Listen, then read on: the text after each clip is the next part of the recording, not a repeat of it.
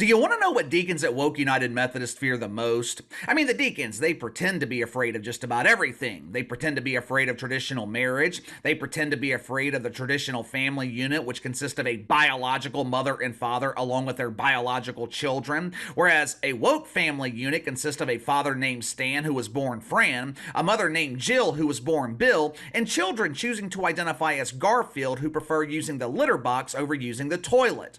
Fear-mongering is one of the leading strategies at Woke United Methodist. But there is one thing that the deacons are legitimately afraid of. There is one thing that keeps them up at night, unable to fornicate with their emotional support shovel. The one thing deacons fear the most?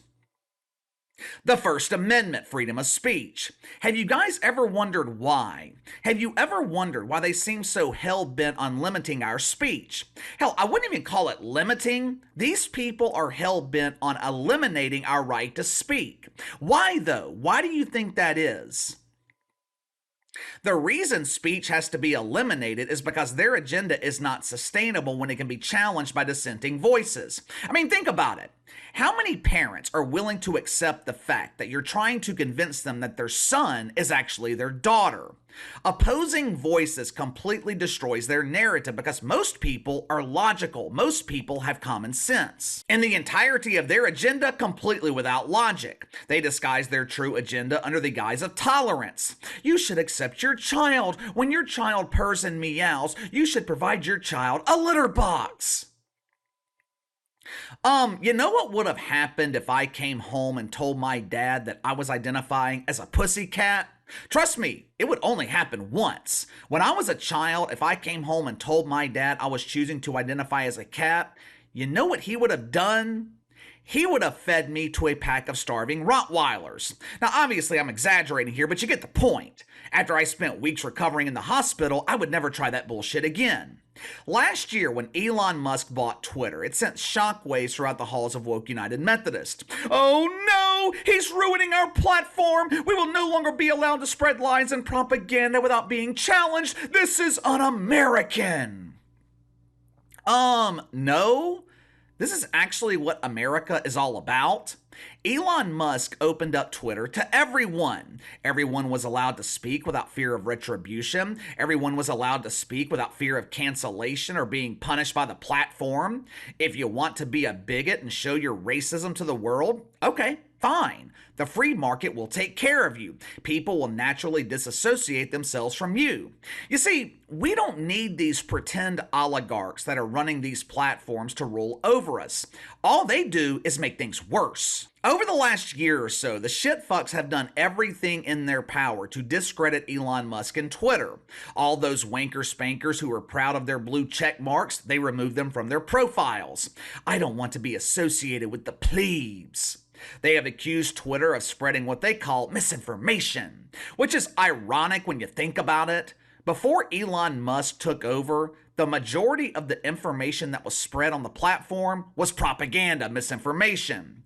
Over the weekend, deacons at Woke United Methodist, they made their latest attempt to take down Elon Musk and Twitter.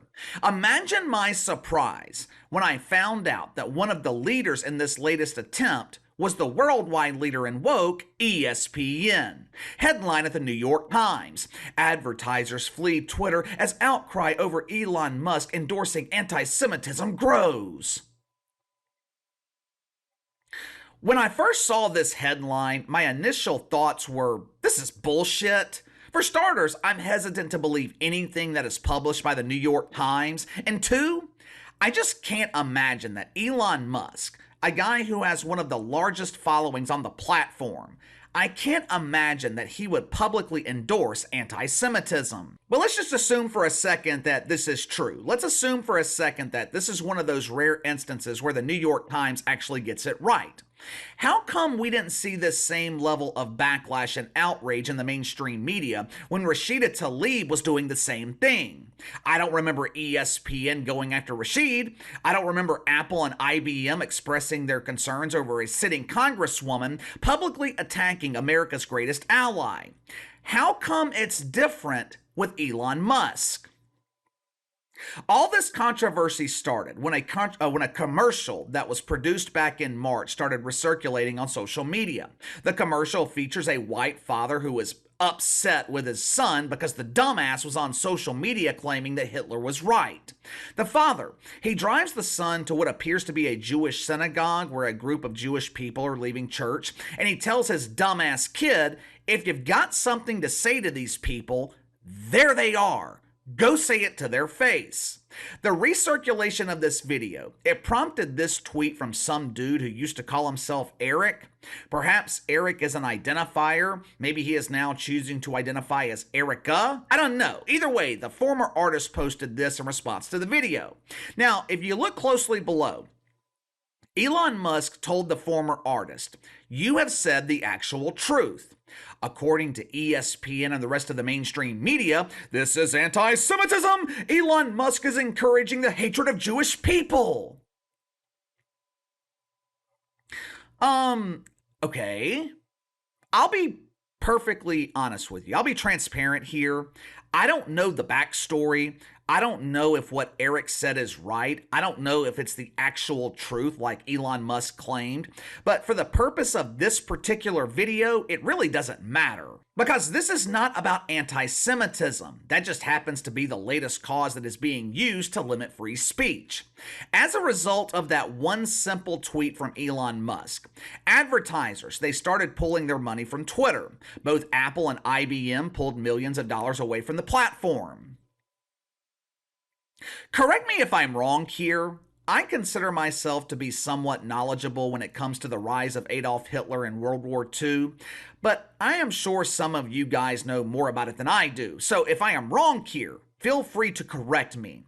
But wasn't IBM directly involved and tied to Hitler? Wasn't IBM in some sort of strategic alliance with Germany during the Second World War? If that is actually the case, you really expect me to believe that IBM cares about anti-Semitism? Disney, they also pulled their ads from Twitter. Long story short, in the span of about 24 hours, Twitter lost tens of millions, maybe even hundreds of millions of dollars in advertising revenue. Disney even took it a step further. They forced all accounts associated with ESPN to go completely silent on Twitter. Yesterday was a busy day in sports. College football, the Angel Reese controversy at LSU. NBA had a full slate of games. College basketball. Obviously, today's NFL Sunday. Guess how many times ESPN has tweeted this weekend? Just take a wild guess. Now you got to remember, ESPN has tweeted almost 142,000 times. They're not like me. I'm trying to be more active on Twitter, but I typically post once or twice a day. Guess how many times ESPN has tweeted this past weekend? Once. And that one tweet, it was from a couple of hours ago. Throughout the day yesterday, ESPN went completely silent on Twitter. We are taking a stand. We are making a point. We are telling Elon Musk we are against anti-Semitism. You know, I really wish I could believe you.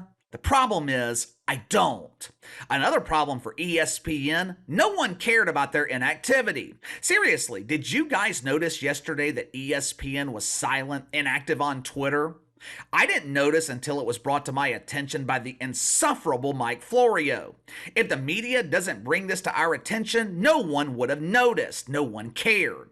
I also find it to be incredibly amusing that ESPN was quiet quitting Twitter. They were refusing to engage on the platform, and it wasn't just the main ESPN account. The network has dozens of accounts associated with different leagues. Yesterday, all of them were silent. But I find it amusing.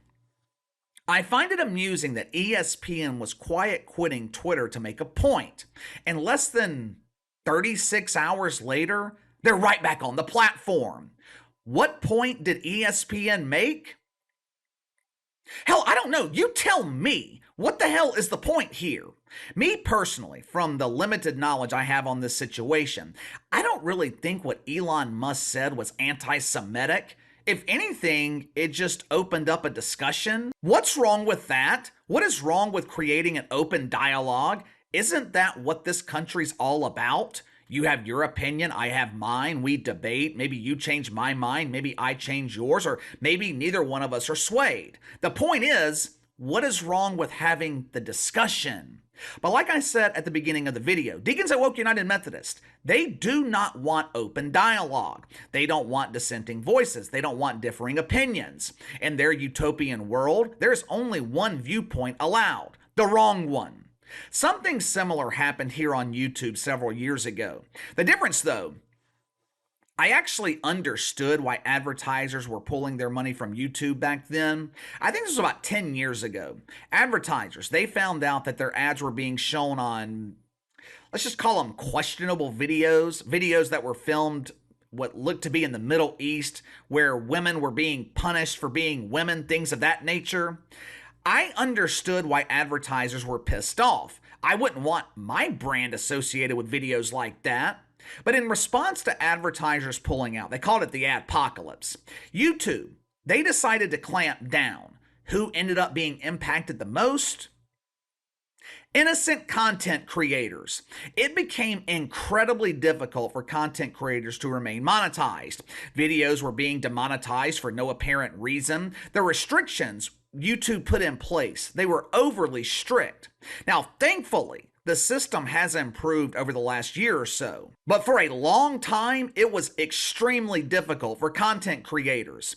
Hopefully, that same thing doesn't happen on Twitter. The answer to questionable speech, it is not to eliminate free speech. The free market will take care of itself. ESPN going silent on Twitter yesterday, it accomplished absolutely nothing. All that it proved was that normal people don't give a shit about ESPN. But give me your thoughts on this. ESPN quietly quits Twitter, then immediately rejoins the platform. What the hell's ESPN doing even getting involved in this in the first place? Why does a sports network feel the constant need to involve themselves in political and social issues? I don't get it. I really don't understand it. And with all these advertisers pulling out, do you think it's going to force Elon Musk to clamp down on free speech on Twitter? I hope that's not the case, but you let me know what you think. Sound off in the comments below. Like, subscribe, share the video. I appreciate you guys and your continued support. Best way to contact me is by email at btlkc84@gmail.com, KC_BTL84 on Twitter. I'll see you guys tomorrow.